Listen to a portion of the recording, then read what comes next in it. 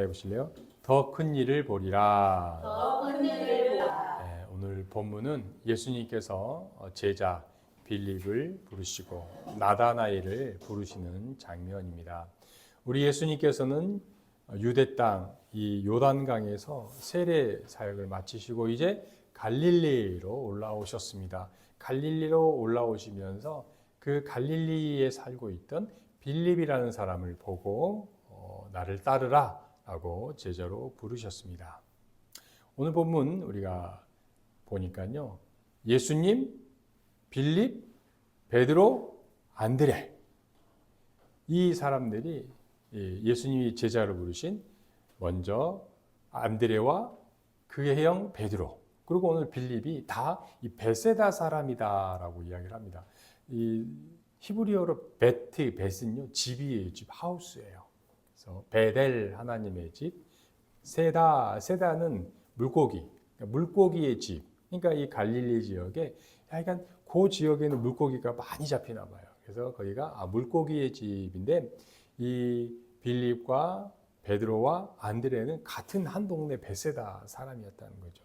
우리 예수님께서 우리 제자들한테 그러잖아요. 이제는 너희는 나를 따르라. 내가 너희를 사람을 낚는 어부가 되게 하리라. 우리 예수님은요, 뭐 뜬금없는 소리를 안 하셔요. 일상생활에 주부에게는 주부에게, 회사원에게는 회사원에게, 반도체 연구원에게는 반도체에 맞는 그런 대화를 하셔. 눈높이 교육을 하셔서 어부들에게 야, 저 사서 금을 캐자 이런 얘기 안 하셨어요. 베세다 어부들이니까 사람을 낚는 어부가 되게 하리라. 예수님께서는 일상에서 너무나 우리에게 잘 알려진 단어를 쓰셨다. 그러니까 성경은요, 이런 거를 알아야 성경이 보인다는 거죠. 막 뜬금없이 영적으로 이거 다 이상한 그런 거 믿지 마시고 이렇게 평이하게 쓰인 우리의 눈높이에 맞게 쓰여진 사람을 낚는 어부다. 베세다 어부들, 그러니까 그런 말씀을 하셨다는 것을 알 수 있다는 거죠. 이 베세다에 살고 있던 빌립이 예수님을 만났어요. 이분이 참 정말로 훌륭한 메시아시구나 알았어요. 그래서 자기의 친구 나다나엘에게 예수님을 전했다는 내용이 오늘 본문의 내용이라는 겁니다. 그렇다면 빌립은 자기의 친구 이 나다나엘에게 예수님을 어떻게 소개하였고 또 나다나엘은 거기에 대해서 어떻게 반응을 하였는지, 그리고 예수님은 자기 앞에 나온 나다나엘에게 어떤 은혜를 베푸셨는지, 그리고 오늘을 살아가고 있는 우리에게는 어떤 교훈이 됐는지 오늘 본문을 통해서 살펴보도록 하겠습니다. 첫째, 시작. 빌립은 예수님을 가감없이 전했다. 46절입니다. 시작. 나다나엘이 이르되 나산에서 무슨 선한 예수 날 수 있겠느냐. 이 이르되 와서 보라 하니라.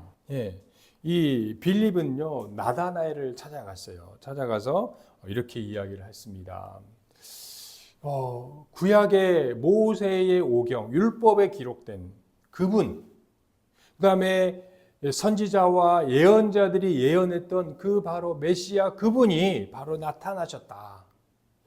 내가 그분을 너에게 소개해 주겠다라고 이 빌립이 나다나엘에게 이야기를 했다는 거죠. 여러분 여기까지는요, 이 이야기를 듣고 이 나다나엘은 굉장한 기뻤을 것입니다. 너무나 평소에 듣고 싶었던, 만나고 싶었던 그 메시아를 이 빌립을 통해서 만날 수 있구나라고 해서 너무나 기뻤다는 거예요.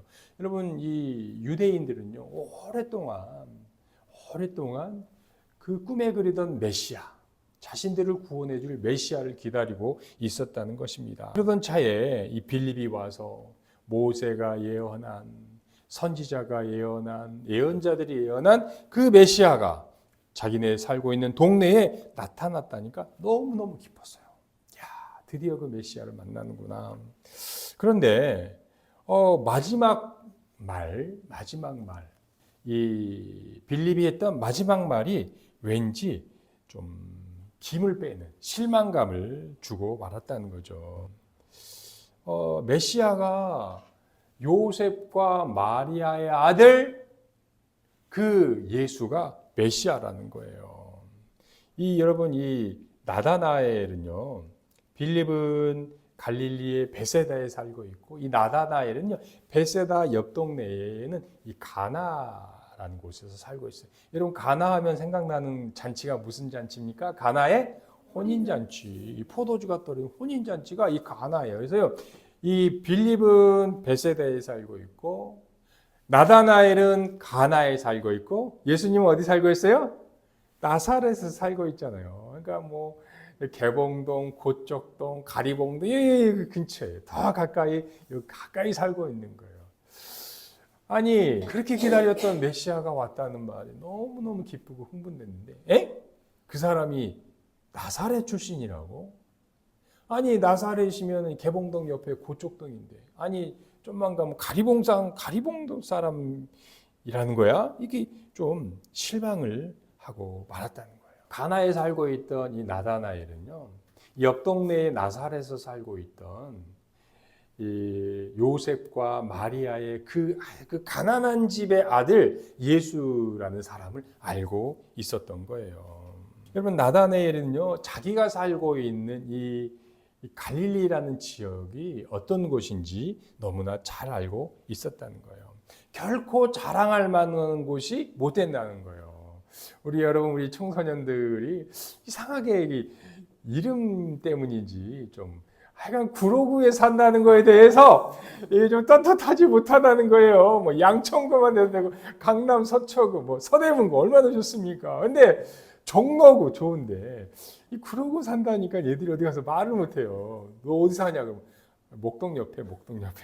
아니 광영 옆에라니까 더 이상 묻지 마 이런다는 거 아니에요. 구로구는요 왠지 후지다는 느낌이 드나 봐요. 강남구, 서초구, 종로구, 서대문구 이 정도 돼야 되는데, 이 나다나엘도 마찬가지였어요. 당시에 이 갈릴리는요, 여러분 결코 내세우지 못한, 같은 유대인들에게도 무시당하는 그런 곳이 갈릴리였어요. 갈릴리는요, 여러분 유배지였다는 거예요. 유배지.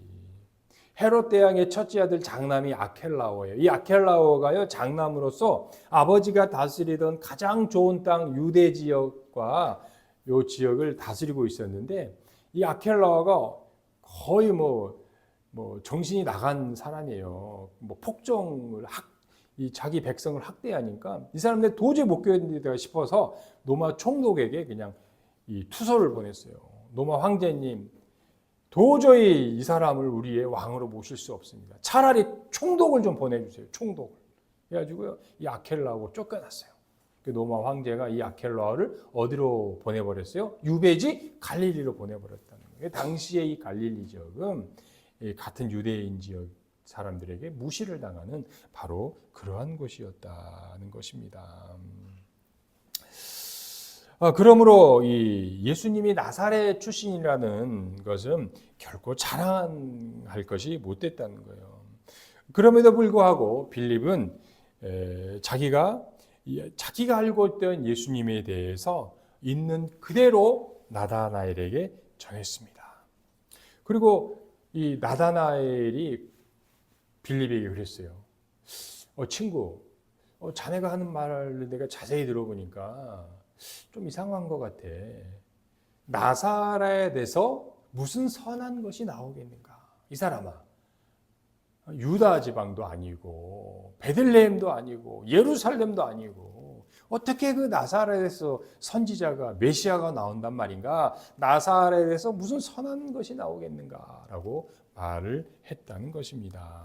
나다나엘은요 참 솔직한 사람이에요. 그냥 아닌 척한 것이 아니라 딱 들어보니까 아니거든요. 그래서 솔직하게 자기의 말을 했다는 것입니다. 이 나다나엘은 왜 나사렛에서는 선한 것이 나올 수 없다라고 생각했냐? 바로 우리가 방금 이야기한 그런 지리적인 이 환경 때문에. 또 두 번째는요, 여러분, 이 나다나엘은요 성경에 능통한 사람이에요. 구약 성경 어디를 봐도 선한 사람이, 선지자가, 메시아가 나사렛에서, 갈릴리에서 메시아가 나온다는 말이 없었어요. 그래서 여러분, 구약 성경 미가서에 보니까 선지자 메시아는 어디서 나옵니까? 에브라다 유다 땅 베들레헴아, 내가 비록 작을지라도 너에게서 태고에서부터 상고에서부터 그 메시아가 날 것이라고 미가서의 5장 2절에 유다 땅 베들레헴에서 선지자가 메시아가 난다고 했다는 거예요. 그러니까 나다나엘은 성경 어디에 봐도 나사렛에서 없다는 거예요. 그래서 이 나사렛에서는 선한 것이 나올 수 없다라고 말을 했다는 거예요. 이 말을 들어보니까 이 빌립이요 충격을 받았어요. 아 정말 그렇구나. 아 맞아. 나사렛에서 정말로 메시아가 날 수가 없는데 그럼에도 불구하고요 이 빌립은요 결코 포기하지 않고 물러서지 않았다는 거죠. 이론적으로는 나다나엘 말이 맞을 수 있지만 자기 속에 있는 자신이 확신한 자신이 만난 그 예수 그리스도에 대한 그 확신 때문에 그 감동 때문에 결코 물러나지 않고 이 빌립은요 한번 따라해 보시죠. 와서 보라. 나다나엘에게 이야기했어요. 아 이론 이런 거 필요 없다. 그래. 와서 보라. 와서 한번 봐라. 정말로 그분이 메시아인지 아닌지 와서 보라라고 말할 수 있었다는 것이죠. 여러분 이 빌립과 나다나엘의 주고받은 대화를 살펴보면 너무나 순박한 어부들의 대화인 것 같아요. 뭐 포장하거나 섞거나 빼지 않고 있는 모습 그대로 서로 주고받았다는 것입니다. 빌립은요 자기가 알고 있는 그대로 포장하지도 않고 과장하지도 않고 있는 그대로를 전했습니다. 뭐 그렇다고 그래서 아니다라고 하니까 야 무슨 선한 것이 나냐 그러니까요 과민 반응을 보이지도 않고 또 과장하지도 않고 있는 그대로를 전했다는 거예요. 또 여러분 이 나다나엘은요 아무리 생각해봐도 논리적으로 이성적으로 맞지도 않는 것 같은데 자기가 평소에 이 빌립이라는 사람을 지켜봤어요. 이 빌립이라는 사람을. 빌립이라는 사람을 보니까 참 괜찮은 사람이에요. 그래서 빌립을 신뢰했기 때문에 빌립을 믿고 그 빌립이 말한 그 예수님 앞에 나아가게 되었다는 것입니다. 예수님은요, 자식이 앞에 나온 이 나다나엘을 보면서 간사함이 없는 참 이스라엘 사람이라고 칭찬을 해 주셨습니다. 우리 47절 한번 읽어볼까요? 예수님이 나다나엘에게 어떻게 말씀하셨어요? 47절 시작. 예수께서 나다나엘에게 여기에게 오는 것을 보시고 그에게 이르시되 나는 참으로 이스라엘 사람이라 그 속에 간사함이 없으리로다. 아멘. 여러분 우리도 예수님을 전할 때요 이렇게 해야 된다는 거예요. 우리가 잘 모르는 이론, 신학적인 교리, 영적인 거 이런 거를 꺼낼 필요가 없다는 것입니다. 그저 여러분이 알고 있는 그대로, 우리가 알고 있는 그대로만 전하면 된다는 거예요. 나머지는 성령님께서 그 듣는 자의 귀와 듣는 자의 마음을 감동시켜 주셔서 그가 예수 그리스도를 영접할 수 있도록 성령님께서 도와주시리라 믿습니다. 여러분 우리는요 정말로 하나님은요 우리를 쓰실 때 우리의 출신, 우리가 처한 환경 그런 것은 아무 문제가 되지 않는다는 거예요. 도저히 선한 것이 나올 수 없는 그 사람을 통해서 하나님은 협력하여 선을 이루어 가시는 분이십니다. 여러분의 지금 상황이요. 나는 도저히 정말로 선한 것이 찾아볼 수가 없어 괜찮습니다. 그러한 가운데서도 하나님은 여러분을 통해 선을 이루어 가시는 하나님이심을 믿으시기를 바라겠습니다. 여러분, 우리가 지금까지 어떻게 살아왔든지 하나님 앞에서는 괜찮아요. 지금 내가 어떻게 살고 있든지 괜찮아요. 하나님은요, 그 가운데에서도 하나님의 선한 뜻을 이루어 가시는 분이십니다. 그래서 여러분은요, 그 예수님, 내가 알고 있는 예수님을 포장하지도 마시고 과장하지도 마시고 있는 그대로 전하시기를 바라겠습니다. 두 번째 시작. 예수님은 무화과 나무 아래에 있는 나다나엘을 보셨다. 48절 시작. 나다나엘이 이르되 어떻게 나를 아시나이까? 예수께서 대답하여 이르시되 빌립이 너를 부르기 전에 아래에 있을 때 보았노라. 아멘. 예수님은 나다나엘이 무화과 나무 아래에 있을 때에 보셨다고 합니다. 여러분, 나다나엘이 무엇 때문에 무화과 나무 아래에 있었을까요? 예수님이 나다나엘을 참으로 이스라엘 사람이라고 인정한 것은 나다나엘이 무화과 나무 아래에 있었기 때문이라고 말씀하셨습니다. 여러분, 무화과 나무는요, 유대인들에게, 이스라엘 사람들에게 아주 특별한 의미가 있습니다. 여러분, 이 어느 나라든지요, 미국, 영국, 중국, 우리나라, 일본, 이스라엘, 각 나라마다 어떤 나무에 대한 어떤 특별한 상징적인 의미가 있다는 거예요. 여러분, 중국 사람들은요, 이 복숭아 나무 있죠, 복숭아 나무. 이 복숭아 나무를 특별하게 생각해요. 동양 사람들은 이 복숭아 나무가요, 이 귀신 쫓는 걸로 이렇게. 그래서 여러분, 제사 지낼 때 절대 복숭아를 올려놔요, 안 올려놔요? 안 올려놔요. 복숭아를 되게 신성시 여겼다는 거예요. 특별히 이 동양 사상의 핵심인 중국 사람이 복숭아 나무를 되게 독특하게 신성하게 여겼다는 거죠. 이 복숭아가 한자로 뭔지 아세요? 도자예요, 도자. 도자죠. 그래서 빨간 복숭아를 뭐라고 그래요? 황도라고 그러잖아요. 황도. 이 도. 그래서 여러분, 이 신선들이 사는 세계를 무능도원이라고 그래요. 도원이라고 그러잖아요. 그렇죠, 여러분? 그래서 이 삼국지에 보면은 관우, 유비, 장비가 이 서로 의형제를 맺어요. 복숭아꽃이 피는 복숭아꽃 나무 아래에서 이 세 명의 남자가 의형제를 맺습니다. 그래서 뭐라고 그러냐? 도원, 결의. 도원, 이 복숭아 나무 아래에서 복숭아 밭에서 의형제를 맺었다. 이처럼 이 복숭아는 중국 사람들에게 아주 특별한. 여러분, 우리나라 이 한국 사람들에게는 이 박달나무가 되게 신성시 여겨진다는 거예요. 이 박달나무는요, 이 배달민족, 우리를 배달민족이라고 그러잖아요. 배달민족의 긍지와 자긍심, 이 강인함을 상징하는 것이 박달나무예요. 여러분, 이 박달나무에서 배달해서 뭐가 된 줄 알아요? 배달민족. 배달민족이 왜 배달민족인지 아세요, 여러분? 배달의 민족 있잖아요. 그것 때문에 빨리빨리. 마찬가지죠. 이 배달이 이 박달에서 나온 거예요. 그래서 이 삼국유사에 보니까 이 환웅이 내려와서 이 태백산 밑에서 신단수 밑에서 이렇게 이 곰하고 결혼해서 이제 이 당군을 낳고 그러잖아요. 이 하늘에 있는 이 환웅이, 여러분, 이거 성경에 없는 내용이에요. 자꾸 이런 거 믿으시면 안 돼요. 이 삼국유사에 나오는데 환웅이 이 태백산 밑에 이 신단수, 그 신단수가 박달나무였다는 거예요. 박달나무. 그래서 이 우리나라 이 배달민족에게는 이 박달나무가 신성이 여겼다는 거예요. 그래서 동네 입구에 가보면 성황당이라든지 당상나무가 이 박달나무였다는 거예요. 이제 나중에 이제 좀 비싸고 그러니까 이 느티나무로 바뀌었지만, 이처럼 이 이스라엘 사람들에게, 유대인들에게는 이 무화과 나무가 신성시 여기는 아주 특별한 나무였다는 것입니다. 여러분, 이 이스라엘은요, 중동 지방은요, 무척 더워요. 그래서 이 실내에 방 안에 있으면 더워요. 그래서 대부분의 사람은 낮에는 어디 나가 있어요? 나무 밑에, 그늘 밑에 가서 이 뜨개질도 하고, 뭐도 하고, 가사일도 하고, 낮잠도 자고, 휴식을 취한다는 거예요.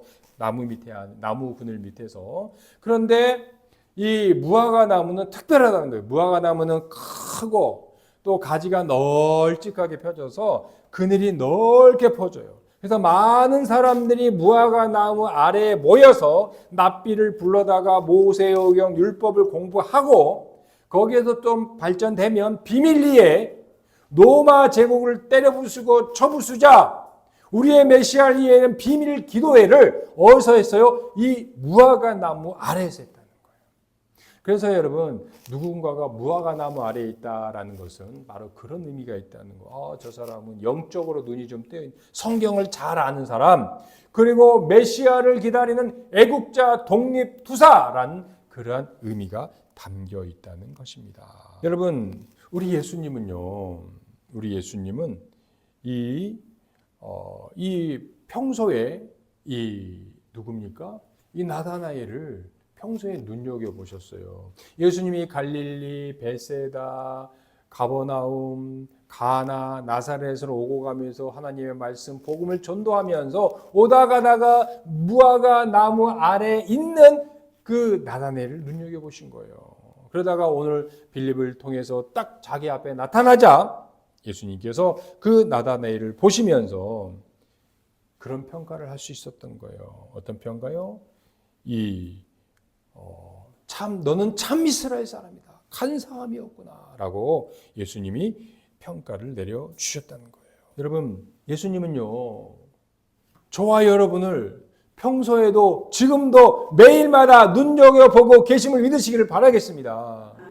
그래서 여러분, 우리는요, 늘 예수님께 눈여겨보고 계시기 때문에 우리가 주어진 하루하루 일상을 여러분 정말로 잘 살아가시기를 바라겠습니다. 그래서 여러분 우리가 매일 새벽 기도를 드리고 또 우리가 하루 3번 40주 기도 운동, 아침에는 사도신경, 점심때는 십계명, 저녁에는 이 주기도문을 기도하는 이유가 뭡니까? 왜요? 우리가요 그 시간을 통하여서 예수님과 교제하고 하나님의 음성을 듣고 하나님과 교제하기 때문에 우리는 매일마다 그러한 시간을 갖는다는 것입니다. 지금 여러분 우리들은요 현대를 살아가고 있는 우리 현대인들은요 너무나 많은 소음에 시달리고 있어요. 너무나 많은 소리가 들리고 있어요. 우리 주위에 제일 많이 들리는 소리, 여러분 여기에다 투자하십시오. 여기에다 투자하면 부동산이 올라가고 주식이 막 엄청나게 10배, 30배 튀겨줍니다. 이런 소리가 우리를 막 계속 유혹을 해요. 우리 젊은이들에게는 이번만 이렇게만 하면 성공할 수 있다라고 우리를 유혹하는 소리가 우리 주위에는 너무너무 많이 있다는 거예요. 여러분 이럴수록요 여러분만의 무화과 나무 아래 그곳으로 달려가시기를 바라겠습니다. 바로 그곳에서 세상의 소리를 단절하고 사람의 소리를 끊고 주님을 만나고 하나님의 음성을 들으시기를 바라겠습니다. 셋째, 시작. 우리가 더 큰 일을 보게 하셨다. 51절 시작. 또 이르시되 진실로 진실로 너희에게 이르노니 하늘이 열리고 하나님의 사자들이 인자이를 오르락내리락 하는 것을 보리라 하신다. 여러분 이 본문을 우리가 잘 이해하기 위해서는 하나님의 사자들이 인자이를 오르락내리락 했다. 이계를 이해하기 위해서는 창세기 28장을 잘 알아야 된다는 거예요. 여러분 요한복음은요 특별히 창세기와 이렇게 많이 매치가 되어 있다. 이 본문은 이 구절은 창세기 28장. 야곱이 베델로 가는 길목에서 이러한 현상이 나타났다는 거예요. 여러분 야곱은요 평생이 아니죠. 하여간 집에서 쫓겨나게 된다는 거예요. 그 전까지는 아버지 이삭을 속이고 형 에서를 속여서 이제 집에서 쫓겨나야 된다는 거예요. 그래서 저 멀리 있는 바다나람 하란 땅 외갓집 외삼촌 라반의 집에 이제 가야 되는데 가는 길목이 너무 머니까 지치고 힘들고 그래서 이제 해가 져서 이제 밤에 길거리에서 잠을 자야 되는 그런 상황이었다는 거예요. 바로 마침 그곳이 이 베델이라는 곳에 이제 길에서 노숙을 하면서 이 돌을 베개 삼아서 이 배에다가 잠을 잡는다는 꿈속에 그는 꿈을 꾸었어요. 꿈에 보니까 하늘의 문이 열리고 천사들이 사닥다리를 타고 오르락 내리락 하는 그 꿈을 꾸게 된 것입니다. 그 내용이 바로 이 오늘의 이 구절이다라는 것입니다. 야곱은요, 이 베델에서 이 하늘이 열리는 이 경험을 하게 된다는 것입니다.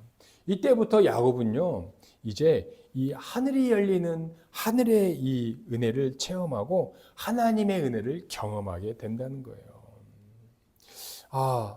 이제는 확신이 생겼어요.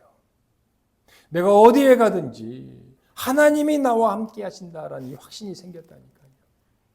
자기 할아버지 아브라함의 하나님이 아니라 자기 아버지 이삭의 하나님이 아니라 나 야곱의 하나님을 여기에서 이제 만나게 되고 하나님이 늘 나와 함께 하신다는 확신을 가지게 되었습니다. 그래서 여러분, 이 경험을 하게 된 야곱은 이제 어떤 상황에 처하든지 어디를 가든지 이 확신을 가지고 살아갈 수 있었다는 거죠. 다시 엄마가 있는, 나를 사랑해줬던 어머니가 있는 그 고향으로 돌아가지 않아도, 돌아가면 좋고 안 돌아가도 그렇게 큰 문제가 안 되었다는 거죠. 왜요? 하늘을 경험했고 하늘 소망을 가졌고 하나님이 나와 함께 하신다는 확신을 이 베델에서 가졌기 때문이라는 거죠. 그래서 여러분, 지금도 타향살이 나그네 소름이 있지만 그때는 얼마나 심했겠습니까? 그래도 여러분, 타향살이 나그네 소름을 이겨내고 하루하루 자기에게 주어진 일상을 묵묵하게 살아갈 수 있었던 이유가 이 베델에서의 하늘문이 열리는 하나님의 은혜를 경험했기 때문이라는 거죠. 여러분, 유대인들의 성경학자들을 우리가 랍비라고 그러는데, 이 랍비들은 구약 성경을 특별히 모세오경, 창세기, 레위기, 민수기, 신명기 이 5개 출애굽기 5개를 이 정말로 전문가예요, 전문가. 정말로 이 사람들이 요 창세기 28장 베델에서 야곱을 이렇게 주석을 해놓은 책에 보니까 되게 재밌는 주석이 나옵니다. 근데 여러분, 이건 아셔야 돼요. 이건 뭐 우리 복음적으로 보면은 우리에게 좀 맞지 않는 부분이 있어요. 왜냐하면 얘네들은 신약성경, 예수님을 메시아로 인정하지 않고 신약성경 인정하지 않고 있기 때문에, 그래서 특별히 이 12지파의 조상이었던 이 야곱을 좀 많이 이렇게 우월화시킨 경향이 있다는 거예요. 그런데 하여간 여기에 재미있는 이 주석이 있어서 제가 좀 여러분을 이 본문을 좀 이에서 좀 설명을 좀 해주자면, 랍비 주석들이 이렇게 해놨다는 거예요. 이 야곱이 이제 형 에서를 쫓겨나서 이제 베델로 거쳐서 바다나람을 가는 길에 하나님의 천군 천사들이 이 야곱을 호위하면서 이렇게 길을 갔다는 거예요. 그런데 이제 야곱이 베델에서 이렇게 잠이 들었잖아요. 근데 이 야곱을 호위하던, 야곱을 보디가드하던 이 천사들이 사닥다리를 타고 얼른 하늘나라로 올라갔다는 거예요. 그래서 하늘나라에 있는 이 천사들한테 말을 했다는, 소문을 냈다는 거예요. 야야야야, 그 외에 있잖아, 하나님 보좌 옆에 있던 그 야곱을 볼 수 있는 기회가 생겼어. 그래, 빨리 우리 내려가자 그런 거예요. 여러분, 이 사람들은 야곱을, 이 유대인들 랍비들은 얼마나 야곱을 좀 우월화 시켜놨냐면, 이 천사들도 하나님 보좌 옆에 있는 야곱을 똑바로 쳐다볼 수 없었다는 거예요. 얼마나 야곱이 그 영광의 실체가 영광스러운지 천사들도 볼 수 없었다는 거예요. 그래서 하늘나라의 하나님 보좌 옆에 있는 야곱의 실체를 보지 못하고 야곱의 모형이었던 이 땅에 살고 있는 그 야곱, 베델 땅에서 잠들어 있는 그 야곱의 얼굴을 보려고 하늘에 있는 천사들이 사닥다리를 타고 내려왔다. 그리고 야곱을 보고 올라갔다. 이것이 창세기 28장에 그리고 오늘 본문에 천사들이 하나님의 사자가 오르락 내리락 했다라는 내용을 주석을 했다는 거예요. 이게 꼭 우리 성경적이진 않지만 중요한 것은요, 여러분, 중요한 것은 이 천사들이 흠모하는, 천사들이 감히 쳐다볼 수 없는 그 야곱이 저와 여러분임을 믿으시기를 바라겠습니다. 여러분, 아니 그 야곱이 바로 참된 이스라엘이 된 저와 여러분이라는 거예요. 여러분, 우리는 본질상 어떤 사람입니까? 우리는요, 예수님을 믿기 전에 간사한 사람들이었어요. 남의 뒷발꿈치만 잡는 사기꾼과 같은 존재들이었다는 거예요. 야곱처럼 간사하고 남의 뒤통수나 치고 남의 뒷발꿈치나 잡는 그러한 존재들이었던 우리를 예수 그리스도께서 십자가로 하늘과 땅을 연결하는 십자가의 은혜로 하나님의 자녀 삼아 주셨습니다. 그래서 우리는요, 여러분, 참 이스라엘인이 되었어요. 새 백성이 되었다는 거예요. 그래서 여러분, 이제는 우리가 천사들도 흠모하는 그런 하나님 나라의 새 백성, 참 이스라엘이 되었음을 여러분 믿으시기를 바라겠습니다. 여러분, 이제는 우리가 그 인자 대신 예수 그리스도로 말미암아 새 사람이 되어 참 이스라엘로 변화가 되었다는 겁니다. 그래서요, 천사들이 우리를 흠모하는 그런 그리스도인 신자가 같은 존재가 되었습니다. 여러분, 우리의 앞길이요, 신자된 우리의 앞길이 야곱처럼 베델에서 노숙하며 여기 저기 또 돌아다닐지언정 여러분 괜찮습니다. 여러분 괜찮아요. 여러분, 우리가 누워서 우리가 비록 길거리에서 이 돌베개를 베고 잘지언정 괜찮아요. 우리가 누워서 자는 그 곳이 바로 하늘의 문이 열리고 하늘의 사닥다리가 내리는 곳임을, 그러한 축복의 자리가 될 것임을 믿으시기를 바라겠습니다. 여러분, 많은 사람들이 그럽니다. 내가 이제 예수를 믿었으니까 내 앞에 꽃길만 있다. 여러분, 그런 환상은 깨십시오. 여러분, 그런 일은 없어요. 아니, 있지요.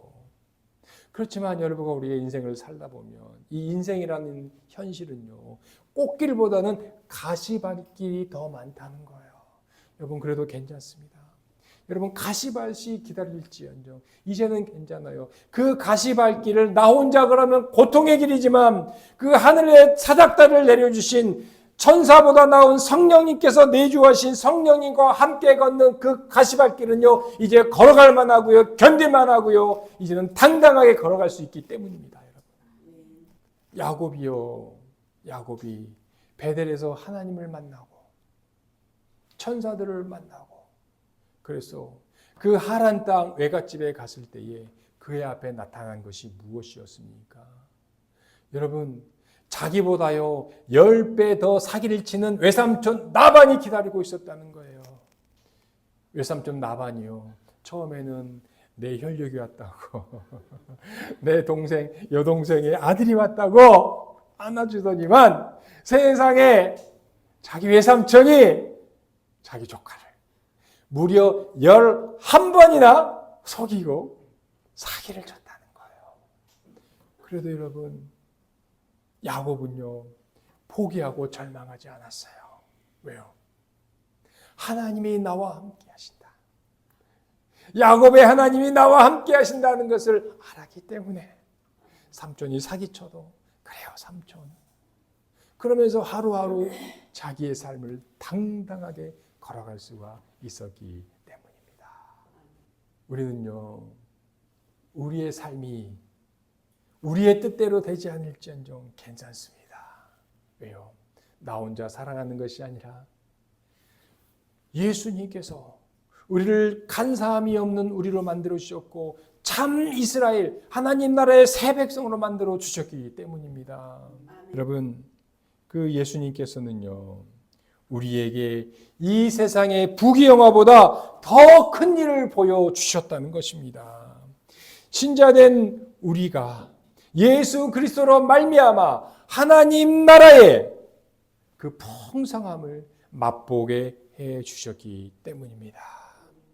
여러분, 이제는 눈앞에 있는 그 무엇이 아니라요, 주님께서 여러분을 통해서 이루어 가실 더 큰 일, 하늘의 소망을 바라보며 살아가시기를 바라겠습니다. 기도드리겠습니다.